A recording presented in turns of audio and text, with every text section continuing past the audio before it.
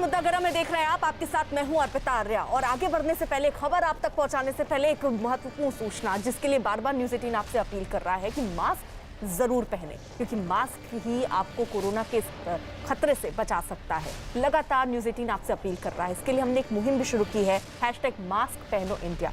अगर आप मास्क पहनेंगे तो ही आप अपने को और अपने अपनों को इस कोरोना की महामारी से बचा सकते हैं।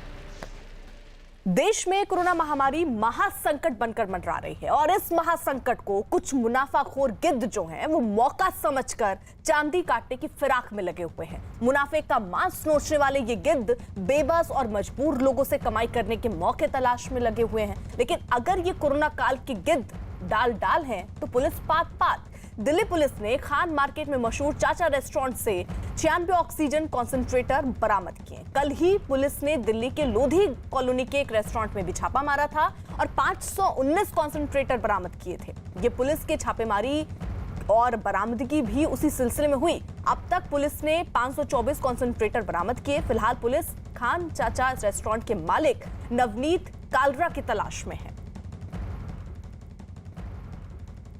ऑक्सीजन की किल्लत से पूरी दिल्ली, पूरा देश परेशान है और ऐसे में कुछ मुनाफाखोर अब भी मुनाफे की सोच रहे हैं। ऐसे ही लोगों पर लगातार तबिश बढ़ा रही है दिल्ली पुलिस। और आज साउथ दिल्ली पुलिस ने खान मार्केट के प्रसिद्ध खान चाचा रेस्टोरेंट पे रेड डाली। यहां से उनको 96 कॉन्सेंट्रेटर मिले हैं, ऑक्सीजन कॉन्सेंट्रेटर मिले हैं। सिर्फ खान मार्केट का ये ही रेस्टोरेंट नहीं, बल्कि एक और रेस्टोरेंट टाउन हॉल में भी 9 कॉन्सेंट्रेटर मिले हैं। बताया जा रहा है कि इसका मालिक नवनीत कालरा, जिसका नाम बताया जा रहा है, वो पेस्ट्री पार्टीज में एक आम चेहरा है, बड़े लोगों से उसके संबंध हैं।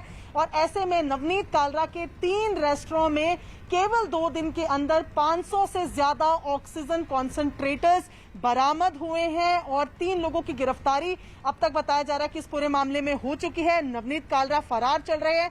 अभी तक की जो जानकारी आ रही है उसमें पुलिस ने बताया है कि बाहर विदेशों से, चाइना से इन कॉन्सेंट्रेटर्स को मंगवाया जा रहा था और यहां पर भारी मुनाफे के साथ कालाबाजारी करके, स्टॉक करके लोगों को बेचा जा रहा था। और ऐसे में 2 दिन के अंदर 3 रेस्टोरेंट से 500 से ज्यादा ऑक्सीजन कॉन्सेंट्रेटर पुलिस ने बरामद किए हैं और फिलहाल नवनीत कालरा की तलाश जारी है।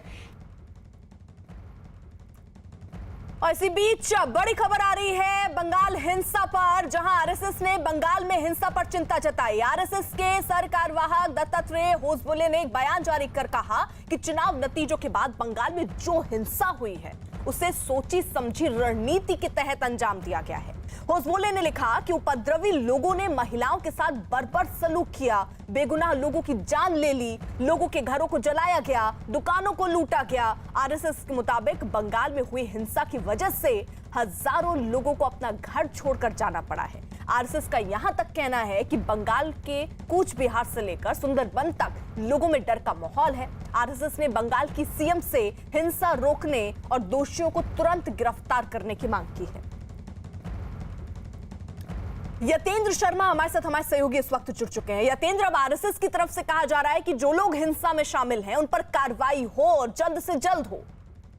देखिए, बिल्कुल आरएसएस की तरफ से कड़ी प्रतिक्रिया सामने आई है। आरएसएस के सरकार्यवाहक दत्तात्रेय होसबोले ने साफ तौर पर कहा है कि जिस तरह से बंगाल में लूट की जा रही है, आगजनी की जा रही है, घरों को जलाया जा रहा है और अनुसूचित जाति से लेकर जनजाति के जो लोग हैं उनको बेघर किया जा रहा है, उनको प्रताड़ित किया जा रहा है, ये सोची समझी साजिश है, ये पूर्व नियोजित साजिश है। ये साफ तौर पर सरकार्यवाहक दत्तात्रेय होसबोले की तरफ से बयान आया और कड़ी निंदा, कड़ी प्रतिक्रिया के साथ निंदा इस पूरे मामले की और साथ ही साथ केंद्र सरकार से भी आग्रह किया कि जो भी इस पूरे मामले में जो कदम उठाए जा सकते हैं, केंद्र सरकार वो कदम उठाए और राज्य सरकार को भी इस तरह की कार्रवाई ऐसे लोगों के खिलाफ करनी चाहिए, क्योंकि जिस तरह का माहौल पूरे बंगाल में बन गया है तो वो काफी निंदनीय है, काफी चिंताजनक है। इस तरह की बात दत्तात्रेय होसबोले ने कही और साफ तौर पर उन्होंने नई सरकार, जो ममता बनर्जी ने फिर से जो सरकार बनाई है, उनसे भी आग्रह किया है कि जो राज्य में हिंसा चल रही है उसको समाप्त करके कानून का शासन बनाया जाए और अविलंब गिरफ्तार करके जो दोषी हैं उन पर कठोर कार्रवाई करनी चाहिए। जी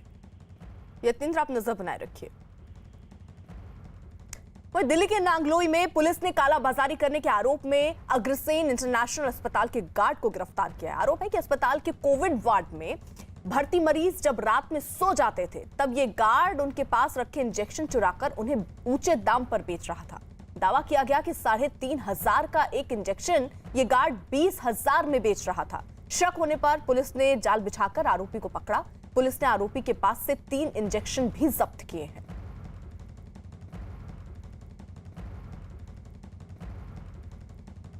वहीं दिल्ली के ग्रेटर कैलाश में पुलिस ने मेडिकल उपकरण और ऑक्सीजन कॉन्सेंट्रेटर की कालाबाजारी कर रहे 2 लोगों को गिरफ्तार किया। पुलिस ये कह रही है कि आरोपी जामिया नगर इलाके के रहने वाले हैं, जो ऊंचे दाम पर लोगों को मेडिकल उपकरण बेच रहे थे। पुलिस ने छापा मारकर इनके पास से 10 ऑक्सीजन कॉन्सेंट्रेटर, 3,000 से ज्यादा थर्मामीटर के साथ ऑक्सीमीटर और दूसरे सामान भी जब्त किए।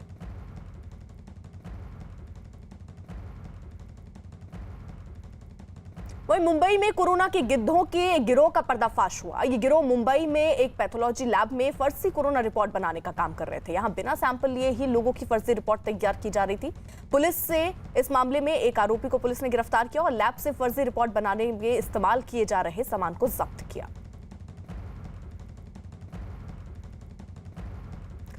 शक्ल इंसानों की लेकिन अक्ल गिद्धों की, चेहरा मनुष्यों वाला लेकिन नीयत गिद्धों वाली। है तो देश के ही नागरिक, लेकिन गुनाह ऐसे जो देशद्रोह से कम नहीं है। हम बात कर रहे हैं उन लोगों की जिन्हें इंसान कहने में भी शर्म आती है, क्योंकि वो लोग कोरोना मरीजों की उखड़ती सांसों का सौदा करते हैं। वायरस से बेहाल लोगों के आंसुओं की बोली लगाते हैं। दर्द से तड़पते कोरोना मरीजों को देखकर खुश हो जाते हैं। देश मेडिकल इमरजेंसी से गुजर रहा है और इस मुश्किल दौर में देश के कई शहरों में मरीजों के आसपास गिद्धों के गैंग भी घूम रहे हैं।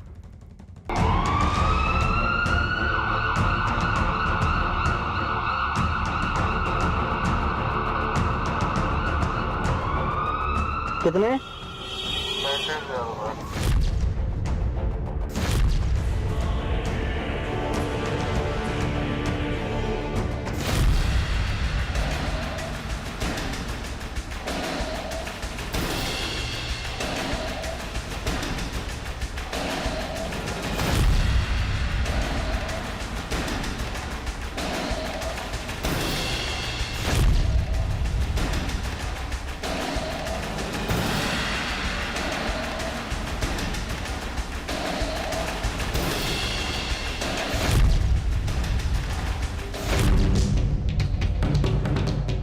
कोरोना महामारी में लोगों का दर्द और आंसू देखकर रूह कांप जाती है, लेकिन इंसानों की शक्ल में कुछ लोग ऐसे भी हैं जो इन्हीं आंसुओं को मुनाफाखोरी का ऑक्सीजन समझते हैं। कोरोना से पीड़ित मरीजों, तीमारदारों और परिवारों को दवा, इंजेक्शन और एम्बुलेंस के नाम पर सरेआम लूटने वालों को न्यूज 18 की टीम पूरे देश में बेनकाब कर रही है।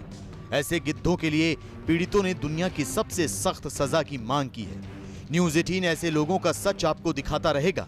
कोरोना की मेडिकल इमरजेंसी के दौरान कालाबाजारी करने वाले मुनाफाखोरों का पर्दाफाश करने में अपनी अहम भूमिका निभाता रहेगा। आज आपको मुनाफाखोरी और कालाबाजारी करने वाले अलग अलग शहरों में मौजूद गिद्धों के चेहरे दिखाते हैं। यूपी के लखीमपुर खीरी में कोरोना के एक मरीज को गाजियाबाद के हॉस्पिटल में भर्ती करवाया गया था। सदर कोतवाली इलाके में रहने वाले पीड़ित परिवार ने एम्बुलेंस वालों से बात की। कोई गाजियाबाद चलने को राजी नहीं हुआ, क्योंकि एम्बुलेंस वालों ने बताया कि उनके पास ऑक्सीजन नहीं है। लेकिन जब परिवार वालों ने कहा कि ऑक्सीजन का इंतजाम उन्होंने कर लिया है, तो एक एम्बुलेंस वाले ने दूसरे एम्बुलेंस चालक को मोबाइल फोन से कॉल किया। इसके बाद देखिए कैसे मरीज की मजबूरी में गिद्ध को अपना मुनाफा नजर आने लगा। कि भैया लोग यहीं पे गाड़ी खड़े अपनी है, ऑक्सीजन इनकी है, ठीक है, जाना छोड़ने हैं, बताओ इनको खर्चा पानी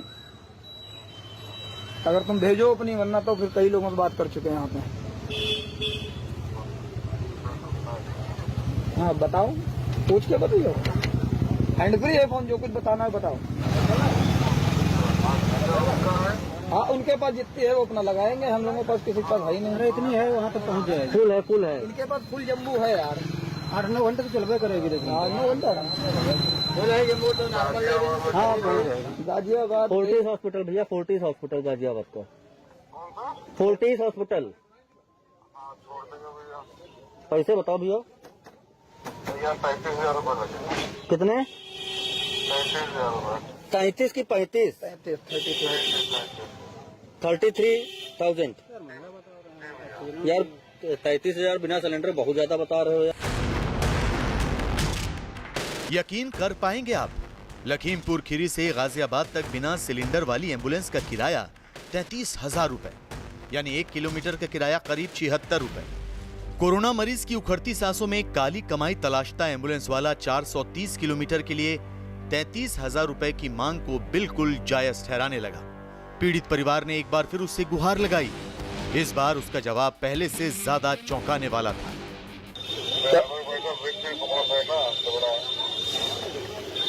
यार 33,000 पर बहुत ज्यादा है यार। आप भी बताइए भैया, जितना हुआ तो मेरे पास। अब देख लो यार, 33 से पहले तुमने इतना बता दिया, फिर हम लोग कैसे कर पाएंगे यार। 33,000 तो बहुत होता है यार। कितना? 33,000 बता रहे हो ना आप? जी भैया। तो यार देख लो, 33,000 तो बहुत पैसे हुए। अरे भैया, गाड़ियाँ तो लखनऊ लोग जाने वाले 30,000 रुपए ले, लेकिन हम तो भैया लखनऊ 33,000 रुपए ले रहे हो तुम? ले रहे हैं लोग। तो यार देखो, हमें लोग से मतलब नहीं, आप बताओ कितना। अरे अपना जो हो जाए बताओ इनको, साफ सुथरी, वरना है आगे देखो। हाँ 30,000 रुपए हो जाएगा। 30 में? उससे कुछ और गुंजाइश नहीं करोगे? भाई तो बिल्कुल सही जाए, बता दिया। नहीं, इससे मतलब हो पाएगी नहीं हो पाएगी, क्योंकि हमको अर्जेंट चाहिए भैया। तुरंत भैया सही बता दिया पैसे आपको। मतलब इससे कम में नहीं हो पाएगा? चलो हम देखते हैं, बात करते हैं। जैसा होगा हम बता देंगे भैया, ठीक? भैया हम कह रहे हैं जैसा होता है, हम 1-2 लोगों से और पूछ लें, अगर कोई कम में करेगा तो हम उसको ले जाएंगे, है ना? ठीक है भैया। क्या भैया, नाम क्या है आपका? गिद्ध बनकर कोरोना मरीजों की मेडिकल इमरजेंसी का फायदा उठाने वाले मुनाफाखोर एम्बुलेंस ड्राइवर ने अपना नाम नहीं बताया, लेकिन वो ये दावा करने लगा कि कुछ दिनों पहले तक लखनऊ में ही मरीज को लाने ले जाने का 30,000 रुपए ले रहे थे। खैर, कोरोना काल का गिद्ध इतना शातिर था कि वो 30,000 रुपए इतनी आसानी से नहीं जाने देना चाहता था। इसीलिए उसने एक दांव और लगाया। देखिए, एम्बुलेंस वाले मुनाफाखोर गिद्ध ने इस बार लखीमपुर खीरी से गाजियाबाद जाने के लिए कितने रुपए मांगे। 28,000 रुपए दे देना, ठीक है? अच्छा, चलो ठीक है। ठीक। 435 किलोमीटर गाजियाबाद लाल कुआं से 5 किलोमीटर आगे। 27,500 बता रहे हैं, बोलेरो है उनकी। 2800 बता रहे हैं। ऑक्सीजन में नहीं। लखीमपुर खीरी के पीड़ित परिवार ने 28 से 30,000 रुपए मांग रहे एम्बुलेंस वाले को खारिज कर दिया, लेकिन उसकी पूरी बातचीत का ऑडियो स्टिंग कर लिया। कोरोना महामारी में वायरस के साथ साथ ऐसे मुनाफाखोरों ने लोगों की एक एक सांस को और भी मुश्किल बना दिया है। देश के कई शहरों में कोरोना काल के गिद्ध अलग अलग रूप में सामने आ रहे हैं। कोरोना काल के गिद्धों की मुनाफाखोरी देशद्रोह की हद तक पहुंच चुकी है। अपने ही देश के लोगों को लूटने वाले एक ऐसे ही एम्बुलेंस चालक का हैरान करने वाला सच सामने आया है। गुरुग्राम पुलिस के मुताबिक एक एम्बुलेंस चालक ने कोरोना मरीज को गुरुग्राम से लुधियाना तक ले जाने के लिए 1,20,000 रुपए वसूले। एम्बुलेंस चालक ने लुधियाना तक बुकिंग ली, कोरोना मरीज को लुधियाना छोड़ा, गुरुग्राम से लुधियाना के लिए 1,20,000 रुपए लिए, 360 किलोमीटर के लिए 1,20,000 रुपए वसूले। कोरोना मरीज के परिवार ने पुलिस से शिकायत की। एम्बुलेंस का किराया हवाई जहाज से भी ज्यादा। गुरुग्राम पुलिस एम्बुलेंस चालक की बेहिसाब वसूली के मामले की जांच कर रही है। वहीं गुरुग्राम की एम्बुलेंस यूनियन का दावा है कि जो एम्बुलेंस मरीज को लुधियाना लेकर गई थी वो यहाँ की नहीं थी। लेकिन सवाल यह है कि क्या वो एम्बुलेंस वाला इस देश का नहीं था? क्या उस एम्बुलेंस चालक के पास दुनिया की सबसे हाईटेक एम्बुलेंस है? क्या उस एम्बुलेंस के चालक को यह नहीं मालूम कि 350 किलोमीटर का किराया ज्यादा से ज्यादा कितना हो सकता है? खैर, कोरोना काल में पीड़ितों को इस कदर लूटने वालों को ही देशद्रोही गिद्ध कहा जा रहा है। गुरुग्राम में ऑक्सीजन सिलेंडर की किल्लत है। अस्पतालों और जरूरतमंद मरीजों को ऑक्सीजन नहीं मिल पा रहा है, लेकिन कुछ लोग बेखौफ होकर प्राणवायु की कालाबाजारी कर रहे हैं। गुरुग्राम ड्रग कंट्रोलर विभाग और पुलिस ने एक एक सांस के लिए संघर्ष कर रहे कोरोना मरीजों की जरूरत वाली ऑक्सीजन की कालाबाजारी करने वाले रैकेट का भंडाफोड़ किया है। महाराष्ट्र से ट्रक में सैकड़ों ऑक्सीजन सिलेंडर भरकर गुरुग्राम लाए गए थे। गुरुग्राम के बादशाह थाने की पुलिस के मुताबिक एक सिलेंडर की कीमत 12,000 रुपए के आसपास है, लेकिन उसे 34,000 रुपए में बेचा जा रहा था, यानी 3 सिलेंडर के दाम वसूल कर 1 सिलेंडर दिया जा रहा था। मुनाफाखोरों ने पुलिस को बताया कि कालाबाजारी में शामिल 3 गिद्धों ने सिर्फ 2 घंटे में 250 से ज्यादा ऑक्सीजन सिलेंडर बेच दिए। पुलिस के मुताबिक इनके पास ऑक्सीजन सिलेंडर का लाइसेंस भी नहीं था। कोरोना मरीजों से बेहिसाब वसूली के अलावा मेडिकल उपकरण के नाम पर उनसे धोखाधड़ी करने वाले गिद्ध भी कम नहीं हैं। दिल्ली में ऑक्सीजन सिलेंडर की कमी हुई तो कुछ गिद्धों ने अपने शातिर दिमाग से धोखाधड़ी की नई साजिश बनाई। आपकी टीवी स्क्रीन पर जो ऑक्सीजन सिलेंडर नजर आ रहे हैं, दरअसल ये फायर एक्सटिंग्विशर है, यानी आग बुझाने के काम आने वाले सिलेंडर। लेकिन मुनाफाखोर और कालाबाजारी करने वाले शातिर गिद्धों ने इनका लाल पेंट हटाकर काला पेंट कर दिया ताकि ये ऑक्सीजन सिलेंडर की तरह दिखने लगे। उसके बाद इनमें ऑक्सीजन भरकर इकट्ठा कर रहे थे। दिल्ली के अलीपुर इलाके में चल रहे कोरोना काल के गिद्धों की इस साजिश के बारे में पुलिस को खबर मिली। छापा मारा तो मालूम हुआ कि 532 फायर एक्सटिंग्विशर को ऑक्सीजन सिलेंडर बनाकर बेचने की तैयारी थी। पुलिस के मुताबिक 4.5 लीटर के सिलेंडर को ये मुनाफाखोर गिद्ध 13,000 रुपए में बेच रहे थे। पुलिस ने रवि शर्मा, मोहम्मद अब्दुल और शंभू शाह को गिरफ्तार कर लिया है। कोरोना मरीजों की जरूरत से जुड़ी हर चीज की कालाबाजारी और मुनाफाखोरी होने लगे तो इसे आप क्या कहेंगे? साउथ दिल्ली के लोधी कॉलोनी इलाके में बार से ऑक्सीजन कंसंट्रेटर की कालाबाजारी का पर्दाफाश हुआ। पुलिस के मुताबिक लोधी कॉलोनी सेंट्रल मार्केट में दुकान नंबर 9 और 10 नवनीत कालरा की, उसी के रेस्टोरेंट एंड बार में 419 ऑक्सीजन कंसंट्रेटर की जमाखोरी की गई थी। मोबाइल फोन के जरिए जरूरतमंदों से संपर्क करके इनकी कालाबाजारी हो रही थी। एक ऑक्सीजन कंसंट्रेटर के लिए 70,000 रुपए वसूले जा रहे थे, जबकि पोर्टेबल कंसंट्रेटर सिर्फ 40 से 45,000 रुपए में मिलता है। पुलिस ने मुख्य आरोपी गौरव सूरी, सतीश सेठी, विक्रांत और हितेश को गिरफ्तार कर लिया है। इनके पास से 100 प्राइस स्टिकर भी बरामद किए गए, यानी कालाबाजारी करने के लिए मनमाना रेट स्टिकर लगाकर ये गिद्ध मुनाफाखोरी करते थे। कोरोना ने सारे देश को बेहाल कर रखा है, लेकिन इंसान होकर भी ये लोग न जाने किस मिट्टी के बने हैं कि परेशान लोगों की मदद करने के बजाय गिद्ध बनकर उन्हें दिन रात लूट रहे हैं।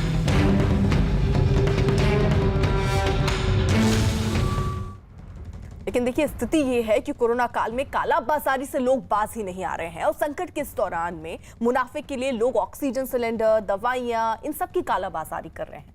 हालांकि पुलिस जो है वो ऐसे लोगों पर लगातार सख्ती कर रही है, इसके बावजूद कोरोना काल के गिद्ध जो हैं वो बाज नहीं आ रहे हैं। बिहार में 2 जगहों पर दवाइयों की कालाबाजारी करते हुए लोग पकड़े गए हैं। वहीं बिहार के भागलपुर में रेमडेसिविर इंजेक्शन की कालाबाजारी करने के आरोप में एक कंपाउंडर को गिरफ्तार किया गया। ये जानकारी मिल रही है कि आरोपी कोरोना से जान गंवा चुके मरीज के नाम पर रेमडेसिविर इंजेक्शन लेने अस्पताल पहुंचा था। बताया गया कि आरोपी अस्पताल से इंजेक्शन खरीदकर उसे ऊंचे दाम पर मरीजों के परिजनों को बेच रहा था, जिसकी शिकायत मिलने पर ड्रग इंस्पेक्टर ने कार्रवाई की। फिलहाल आरोपी से और किन लोगों के कनेक्शन हैं, इसकी तफ्तीश भी की जा रही है। हम लोग का जिला में जो रेमडेसिविर इंजेक्शन का स्टॉक पॉइंट मुकुल ट्रेडर्स है, वहाँ पर एक लड़का मतलब नकली बन करके कि हमारा पेशेंट है, पल्स हॉस्पिटल में एडमिट है, उसके नाम से हमको रेमडेसिविर इंजेक्शन चाहिए। और जिस पेशेंट का नाम बता रहा है उस पेशेंट का डेथ हो चुका है और उसके नाम पर ही गलत तरीके से लेना चाह रहा था।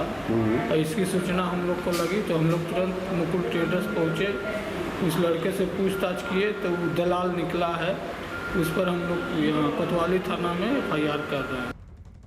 और इसी बीच बड़ी खबर आ रही है। प्रधानमंत्री नरेंद्र मोदी ने ऑस्ट्रेलिया के प्रधानमंत्री स्कॉट मॉरिसन से फोन पर बात की है और पीएम ने कोरोना से जुड़ी मदद के लिए ऑस्ट्रेलिया को धन्यवाद दिया। दोनों देशों के नेताओं के बीच वैक्सीन और मेडिकल मदद के मुद्दे पर भी चर्चा हुई है। तो बड़ी खबर इस वक्त की आ रही है। प्रधानमंत्री नरेंद्र मोदी ने ऑस्ट्रेलिया के प्रधानमंत्री से फोन पर बात की। पीएम ने कोरोना से जुड़ी मदद के लिए ऑस्ट्रेलिया को धन्यवाद दिया और दोनों देशों के नेताओं के बीच वैक्सीन और मेडिकल मदद के मुद्दे पर भी चर्चा हुई कि किस तरीके से और मदद क्या ऑस्ट्रेलिया भारत को दे सकता है। इन मुद्दों पर भी बात हुई। कितनी जरूरत इस वक्त भारत महसूस कर रहा है, इस बात की जानकारी भी दी गई। प्रधानमंत्री नरेंद्र मोदी ने दरअसल ऑस्ट्रेलिया के प्रधानमंत्री से फोन पर बात की है। नीरज हमारे सहयोगी इस वक्त जुड़ चुके हैं। नीरज, इस बातचीत में और क्या खास रहा? क्या किसी और प्रकार की मदद भी अब आने वाली है वहां से? देखिए, मेडिकल सामग्री और दूसरी चीजों की मदद के अलावा सबसे खास बात इस बातचीत के दौरान ये रही कि प्रधानमंत्री नरेंद्र मोदी ने भारत और दक्षिण अफ्रीका के वर्ल्ड ट्रेड ऑर्गेनाइजेशन में उस प्रस्ताव पर ऑस्ट्रेलिया का समर्थन मांगा है जिसके तहत वैक्सीन पर जो छूट है पेटेंट की, उस छूट से जुड़ा जो प्रस्ताव है उस पर ऑस्ट्रेलिया का समर्थन मांगा है। अमेरिका समर्थन कर चुका है विश्व स्वास्थ्य संगठन में, लेकिन भारत ने ये मांग की है कि ऑस्ट्रेलिया भी उसका समर्थन के लिए, इसके अलावा मेडिकल सामग्री की जो आपूर्ति की गई है ऑस्ट्रेलिया से, उसके लिए प्रधानमंत्री ने ऑस्ट्रेलिया के प्रधानमंत्री स्कॉट मॉरिसन का बहुत बहुत धन्यवाद किया है। और नियम आधारित अंतर्राष्ट्रीय व्यवस्था और हिंद प्रशांत महाक्षेत्र पर तो बात दोनों के बीच हुई है, लेकिन दो महत्वपूर्ण बात इस बातचीत के दौरान दोनों के बीच हुई है। पहला ये कि मेडिकल सामग्री और जो दूसरी चीजें मुहैया कराई गई हैं ऑस्ट्रेलिया से, उस पर प्रधानमंत्री ने धन्यवाद देने के अलावा आने वाले दिनों में संयुक्त रूप से लड़ने की पेशकश की है। दोनों सहमत है। और दूसरा ये कि ट्रिप्स के तहत जो मांग की जा रही है कि पेटेंट में छूट दी जाए, उस प्रस्ताव पर ऑस्ट्रेलिया का समर्थन प्रधानमंत्री नरेंद्र मोदी ने ऑस्ट्रेलिया के प्रधानमंत्री से मांगा है। शुक्रिया नीरज।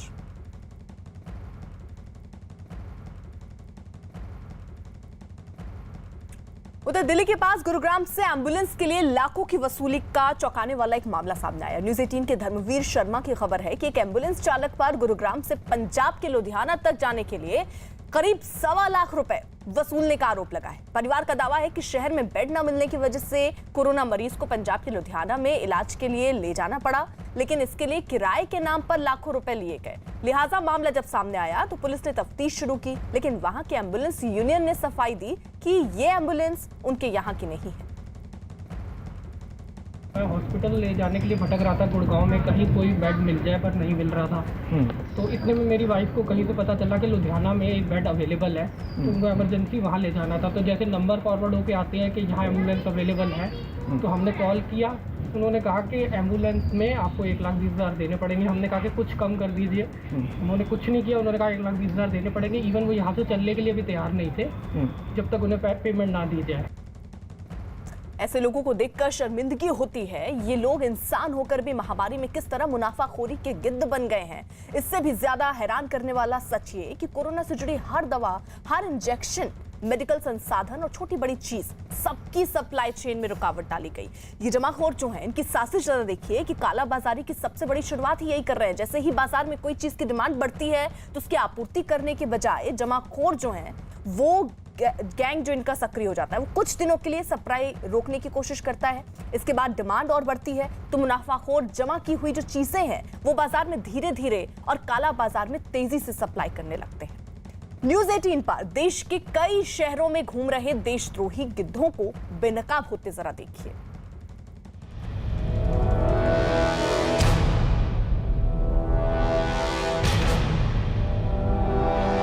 जहां जहां कोरोना के मरीज हैं वहां वहां उन्हें लूटने वाले गिद्ध आपको मिल जाएंगे। ये गिद्ध इतने शातिर हैं कि मुनाफाखोरी और कालाबाजारी के लिए किसी भी हद तक जा सकते हैं, तो वहीं पुलिस से बचने के लिए कुछ भी कर सकते हैं। पंजाब में मुनाफाखोरों और कालाबाजारी करने वाले गिद्धों का ऐसा ही एक वीडियो वायरल है।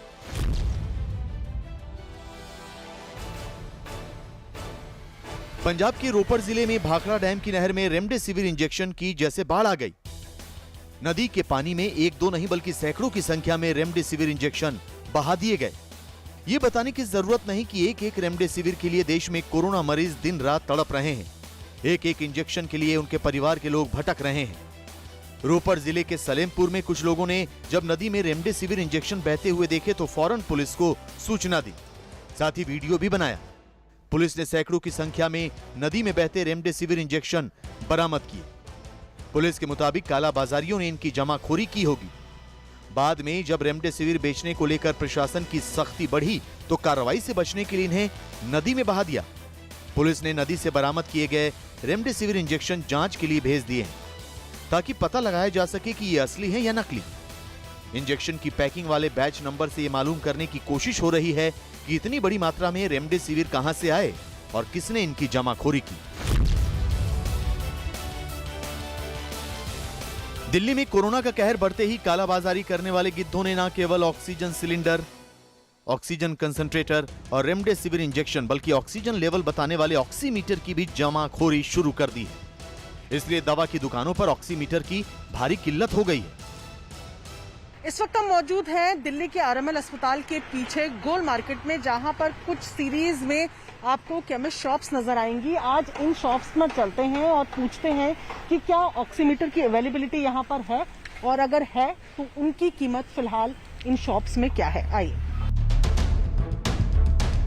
मेडिकल स्टोर वालों ने न्यूज और बड़ी खबर आ रही है इस वक्त दिल्ली से। न्यूज 18 की विवेक गुप्ता की खबर है कि एम्स में भर्ती अंडरवर्ल्ड डॉन छोटा राजन की मौत हो गई है। एम्स दिल्ली में उसका इलाज चल रहा था। जो जानकारी मिल रही है, माफिया छोटा राजन की मौत की खबर सामने आ रही है। बड़ी खबर इस वक्त की दिल्ली से। न्यूज 18 की विवेक गुप्ता की यह खबर, एम्स में भर्ती अंडरवर्ल्ड डॉन छोटा राजन की मौत हुई है। कोरोना की वजह से बताया जा रहा है कि छोटा राजन की मौत हुई है। एम्स दिल्ली में भर्ती था, इलाज वहां पर उसका चल रहा था, लेकिन जो जानकारी मिल रही है कि इलाज के दौरान ही उसकी हालत बिगड़ी है और उसके बाद अब जो बड़ी खबर आ रही है कि छोटा राजन की मौत कोरोना की वजह से हुई है। विवेक हमारे साथ, हमारे सहयोगी जुड़ चुके हैं अपडेट के साथ। विवेक, थोड़ा सा। हाँ अर्पिता, देखिए काफ़ी बड़ी खबर है। अंडरवर्ल्ड डॉन जो छोटा राजन है उसकी मौत की पुष्टि हो चुकी है और दिल्ली के एम्स अस्पताल में उसका इलाज चल रहा था और कई दिनों से वो कोविड की वजह से बीमार चल रहा था और इसकी बात की सूत्रों से जानकारी मिल रही है कि अब उसकी मौत हो चुकी है। और आपको बताना चाहेंगे कि जो उसके ऊपर काफ़ी तमाम मामले मुंबई समेत अलग अलग शहरों में दर्ज थे और पूरे मामले की जाँच सीबीआई कर रहा था। और छोटा राजन को 2015 में बाली में गिरफ्तार किया गया था इंडोनेशिया से और बाकायदा उसे भारत सरकार और जितनी भी जांच एजेंसियां हैं वो भारत लाने में कामयाबी हुई थी। 2015 में छोटा राजन को भारत लाया गया था और पूरा जितने भी अलग अलग मामले अलग अलग शहरों में चल रहे थे, ये पूरा मामला सीबीआई के पास चला गया था। सीबीआई इस पूरे मामले की जांच कर रहा था और उसी समय ये तिहाड़ जेल में इसको रखा गया था। काफ़ी सुरक्षा इसको दी गई थी क्योंकि इसको दूसरे गैंग के भी खतरा था कि कहीं उसे कोई उसे मार ना दे और कोई उसके ऊपर अटैक ना कर दे, इसलिए बाकायदा उसे दिल्ली के तिहाड़ जेल में एक स्पेशल बैरक में रखा गया था। पूरी सुरक्षा उसे दी गई थी। लेकिन जिस तरीके से कोरोना वायरस से पूरे अलग अलग जेलों में फैलता जा रहा है, उसी की चपेट में छोटा राजन भी आया था। और छोटा राजन की जो जानकारी मिल रही है कि जब उसकी तबीयत खराब हुई थी तो उसे दिल्ली के एम्स अस्पताल में भर्ती कराया गया था, जहां पर उसका कई दिनों से इलाज चल रहा था। अब ये जानकारी मिल रही है कि छोटा राजन की दिल्ली के एम्स अस्पताल में मौत हो गई है और इसकी आधिकारिक पुष्टि है जो जांच एजेंसी सीबीआई बहुत जल्दी करेगी। लेकिन जो सूत्रों से जानकारी मिल रही है उन्होंने साफ तौर पे कहा है कि छोटा राजन की मौत हो चुकी है। मौत की वजह कोविड बताई जा रही है। ठीक है, नीतीश कुमार भी हमारे साथ, हमारे सहयोगी इस वक्त जुड़ चुके हैं, उनके पास भी चल लेते हैं और अपडेट ले लेते हैं। नीतीश, यानी अचानक से जब तबियत बिगड़ने लग गई तो अस्पताल में भर्ती कराया गया और अब बड़ी खबर ये कि छोटा राजन की मौत हो गई कोरोना की वजह से। देखिए बिल्कुल कंफर्म्ड है और सोर्सेज ने कंफर्म कर दिया है कि छोटा राजन की मौत हो गई है। All India institute of medical sciences में पिछले 26 अप्रैल से छोटा राजन कोविड की वजह से भर्ती था और आज उसकी मौत हो गई है। जैसा कि हमारे सहयोगी विवेक बता रहे थे, 2015 में बाली से उसको एक्स्ट्राडाइट किया गया था और उसके बाद मई 2018 में एक जर्नलिस्ट की हत्या के आरोप में उसे उम्र कैद की सजा हुई थी और उसे दिल्ली के high security prison Tihar jail में बंद किया गया था। तो अभी उसका इलाज चल रहा था, लेकिन ये पूरी तरह से कंफर्म्ड है कि छोटा राजन की मौत हो गई, अंडरवर्ल्ड डॉन छोटा राजन की मौत हो गई है। और तमाम मामले सीबीआई में चल रहे थे, वो 1980 से लेकर जितने भी मामले थे वो सब सीबीआई देख रही थी और इसी जांच के दौरान कई मामलों में चार्जशीट भी दाखिल की गई थी छोटा राजन की और आज उसकी मौत हो गई है। ये कंफर्म्ड है। अभी हालांकि एजेंसी की तरफ से कोई ऑफिशियल बयान नहीं आया है सीबीआई की, जो कि छोटा राजन से जुड़े मामलों की जांच कर रही थी, लेकिन ये पूरी तरह से कंफर्म्ड है, छोटा राजन अंडरवर्ल्ड डॉन उसकी मौत हो चुकी है कोरोना से। नीतीश, जिस तरीके से आप बता रहे हैं, विवेक भी लगातार हमारे साथ मौजूद हैं और विवेक का जिस तरीके से जानकारी मिल रही थी कि पहले जेल में ही हालत बिगड़ी, काफी दिन उसको जेल में ही रखा गया, वहीं पर उसका इलाज चला, फिर ज्यादा तबियत बिगड़ी, किस तरीके की दिक्कतें उसने महसूस की थी जिसके बाद उसको दिल्ली में एम्स में एडमिट कराया गया था? देखिए अर्पिता, ये इस बात को मैं आपको क्लियर कर, जिस हमारे संवाददाता नीतीश जी बता रहे थे उसकी डेथ हो चुकी है, ये कंफर्म है ऑफिशियल अनाउंसमेंट कुछ ही देर में होने वाला है। जो सूत्र हमें जानकारी दे रहे हैं कि काफ़ी ज़्यादा उसकी हालत ख़राब हो गई थी। दिल्ली के तिहाड़ जेल में उसे कोरोना मरीज में उसे पाया गया था, कोरोना के सिम्टम्स पाए गए थे। जब उसकी हालत ख़राब हुई तो उसे आनंद फानन में दिल्ली के एम्स अस्पताल में भर्ती कराया गया। वहाँ पर उसका कई दिनों से इलाज चल रहा था। और आपको बताना चाहेंगे जो उसकी उम्र है वो भी काफ़ी ज़्यादा है, 55 से 56 साल की उसकी उम्र है। तो जिस तरीके से उसके सिम्टम्स लगातार कोरोना वायरस के बढ़ते जा रहे थे, डॉक्टरों ने अपनी तरफ से पूरी कोशिश की थी उसे बचाने के लिए, लेकिन उसे बचा नहीं पाए। लेकिन जो खबरें आ रही थी कि एम्स में उसे बचाने की कोशिश की जा रही थी, लेकिन अभी ये खबर आ रही है कि उसकी मौत हो चुकी है, इस बात की पुष्टि हो चुकी है। आपको बताना चाहेंगे तमाम कम 50 से ज़्यादा उसके ऊपर मामले दर्ज है। मुंबई में तकरीबन 20 से ज़्यादा मामले दर्ज है, जिसमें किडनैपिंग, अटेम्प्ट टू मर्डर और मर्डर के साथ साथ जो एक्सटॉर्शन, एक बड़ा नाम था अंडरवर्ल्ड में कि जब बॉलीवुड यहाँ पर रखती तो बाकायदा एक्सटॉर्शन की मनी वो विदेशों से बैठकर पूरा एक्सटॉर्शन का रैकेट चलाता था। 2015 में जब एक स्पेसिफिक इनपुट मिली थी भारतीय जांच एजेंसी को, उन्होंने इंडोनेशिया की पुलिस की मदद से छोटा राजन को बाली से गिरफ्तार किया था। और जो पूरा एक्सट्रेडिशन प्रोसेस था उसमें भारत सरकार, मुंबई पुलिस और जितनी तमाम जांच एजेंसियां हैं, जो नोडल एजेंसीज है सीबीआई, उन्हें बड़ी कामयाबी मिली। और कामयाबी मिलने के बाद 2015 में छोटा राजन को हिंदुस्तान लाया जाता है सुरक्षा की वजह से, कि उसे खतरा है सुरक्षा में। छोटा राजन के वकीलों ने ये कोर्ट में भी कहा था, जिसकी वजह से छोटा राजन को दिल्ली में ही रखा गया था ताकि वो मुंबई ना आ सके। मुंबई में उसकी सुरक्षा को लेकर सवाल खड़े किए थे उनके वकीलों ने। लेकिन पूरा मामला जो है वो नोडल एजेंसी सीबीआई के पास था। सारे केसेस थे, जो हिंदुस्तान के तमाम केसेस थे, वो सीबीआई को ट्रांसफर कर दिए गए थे। सीबीआई इस पूरे मामले में जांच कर रही थी। अब ये जानकारी मिल रही है कि छोटा राजन की डेथ हो चुकी है और कोविड की वजह से उसकी डेथ हुई है। आपको बताना चाहेंगे कि 2011 में एक वरिष्ठ पत्रकार जेडे हत्याकांड में छोटा राजन का नाम काफ़ी ज़्यादा आया था। जब जेडे हत्याकांड हुई रहा था तो छोटा राजन ने बाकायदा क्लेम किया था कि उसी ने इस हत्याकांड को अंजाम दिया, उसी कहने पर जेडे की हत्या हुई है। यानी कि मुंबई पुलिस में भी काफ़ी ज़्यादा उसके ऊपर केस चल रहे थे, दिल्ली में केसेस हैं, साउथ इंडिया में भी केसेस हैं। अब तमाम जो केसेस हैं वो जांच। तो देखिए वही, और मई 2018 में जर्नलिस्ट की हत्या में ही उम्र कैद की सजा में छोटा राजन जेल में कैद था, तिहाड़ जेल में। और उसके बाद अब जानकारी मिल रही है कि कोविड की वजह से उसकी मौत हो गई है। नीतीश, ये पूरी तरह से कंफर्म्ड है, इसमें शको शुबा की कोई गुंजाइश नहीं है। सोर्सेज ने कंफर्म कर दिया है कि उसकी मौत हो गई है। अभी सीबीआई की तरफ से कोई ऑफिशियल बयान नहीं आया है, लेकिन जल्द ही सीबीआई की तरफ से भी इसको कंफर्म कर दिया जाएगा। ये 59 साल इसकी उम्र बताई जा रही है, 59 साल के करीब इसकी उम्र बताई जा रही है। जब ये गिरफ्तार हुआ था बाली में 2015 में, 55 साल उम्र थी। और इसका जो दूसरा नाम, जो ओरिजिनल नाम था, राजेंद्र सदाशिव निखलजे, मोहन कुमार के नाम से भी इसको जानते थे छोटा राजन को। और ये दाऊद इब्राहिम का जो अंडरवर्ल्ड डॉन है उसका प्रतिद्वंदी था।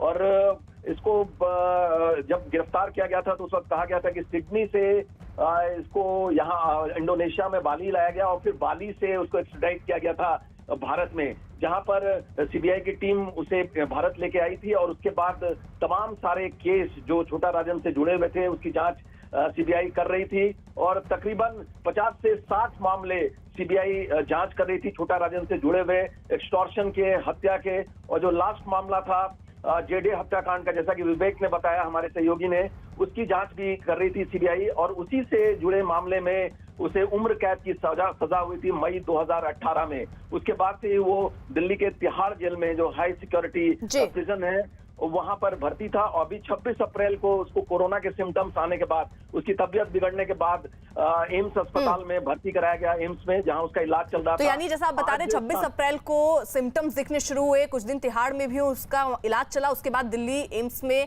भर्ती कराया गया, जहां अब जो आधिकारिक तौर पर यह पुष्टि हो चुकी कि माफिया छोटा राजन की कोरोना की वजह से मौत हो गई।